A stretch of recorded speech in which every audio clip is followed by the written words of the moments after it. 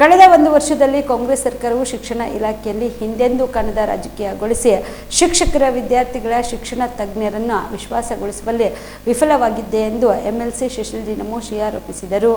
ಕಲಬುರಗಿಯ ಪತ್ರಿಕಾ ಭವನದಲ್ಲಿ ಕರೆದ ಸುದ್ದಿಗೋಷ್ಠಿಯನ್ನು ಉದ್ದೇಶಿಸಿ ಮಾತನಾಡಿದ ಅವರು, ಈ ಕಾಂಗ್ರೆಸ್ ನೇತೃತ್ವದ ಸರ್ಕಾರವು ಅಧಿಕಾರಕ್ಕೆ ಬಂದ ನಂತರವೂ ಜನರ ಯಾವ ಪರೀಕ್ಷೆಯಲ್ಲಿಯೂ ಪಾಸ್ ಆಗಿ ಇಲ್ಲ.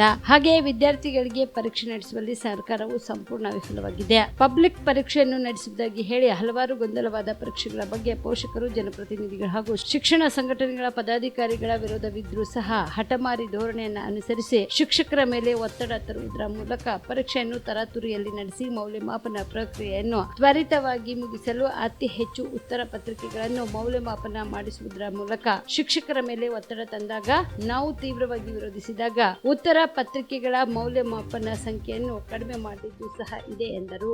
ಕೂಡಿದಂಥ ಈ ಒಂದು ಸರ್ಕಾರ ಕರ್ನಾಟಕ ಸರ್ಕಾರಕ್ಕೆ ಯಾವುದೂ ದಿಕ್ಕು ದಿಶೆ ಅಭಿವೃದ್ಧಿ ಪರ ಇಲ್ಲವೇ ಇಲ್ಲ. ಇವತ್ತು ಒಂದೇ ಮಾತಲ್ಲಿ ಹೇಳಬೇಕಂದ್ರೆ ಇದು ವಿಫಲವಾದಂಥ ಸರ್ಕಾರ. ಕನಿಷ್ಠ ಪಕ್ಷ ಜನರಿಗೆ ಮಕ್ಕಳ ಭವಿಷ್ಯವನ್ನು ವಿಚಾರ ಮಾಡಿ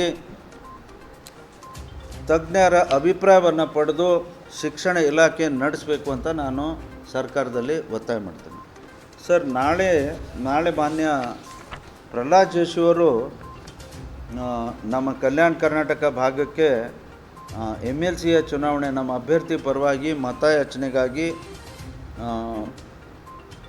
9 ಗಂಟೆಗೆ ಅಂದರೆ ಗುಲ್ಬರ್ಗಕ್ಕೆ ನಾಳೆ ಬೆಳಿಗ್ಗೆ ಆ ಟ್ರೈನ್ ಯಾವ ಟ್ರೈನಿಂದ ಬರ್ತಾರೆ ಒಂದು ಸ್ವಲ್ಪ ಕನ್ಫ್ಯೂಷನ್ ಇದೆ ಸರ್. 2 ಟ್ರೈನನ್ನು ಹೆಸರು ಟೈಮ್ ಕೊಟ್ಟಿದ್ದಾರೆ.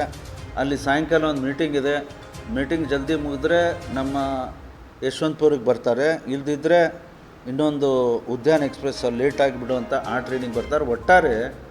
ಒಟ್ಟಾರೆ ಗುಲ್ಬರ್ಗಕ್ಕೆ ನಾಳೆ ಬೆಳಿಗ್ಗೆ ಟ್ರೈನಿಂದ ಬರ್ತಾರೆ.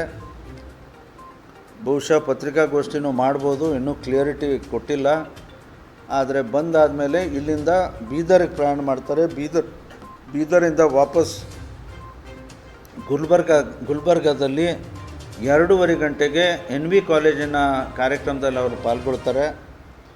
ಅದಾದಮೇಲೆ 3:30 ಗಂಟೆಗೆ PDI ಇಂಜಿನಿಯರಿಂಗ್ ಕಾಲೇಜಿನ ಸ್ಯಾಕ್ ಆಡಿಟೋರಿಯಂದಲ್ಲಿ ಅಲ್ಲಿ ಕೂಡ ಆ ಕಾರ್ಯಕ್ರಮದಲ್ಲಿ ಪಾಲ್ಗೊಳ್ತಾರೆ. ಮತ್ತು 6:30 ಗಂಟೆಗೆ ಯಾದಗಿರಿನ ಒಂದು ಸ್ಥಳದಲ್ಲಿ ಈ ಒಂದು ಮತಯಾಚನೆಯ ಪದವೀಧರ ಕ್ಷೇತ್ರದ ಚುನಾವಣೆಯ ಸಂಬಂಧ ಅವರು ಶಿಕ್ಷಕರನ್ನ ಮತ್ತು ಇನ್ನಿತರ ಗ್ರ್ಯಾಜುಯೇಟ್ಸ್ಗಳಿಗೆ ಅಡ್ರೆಸ್ ಮಾಡುವಂಥ ಒಂದು ಕಾರ್ಯಕ್ರಮ ಇಟ್ಕೊಂಡಿದ್ದಾರೆ.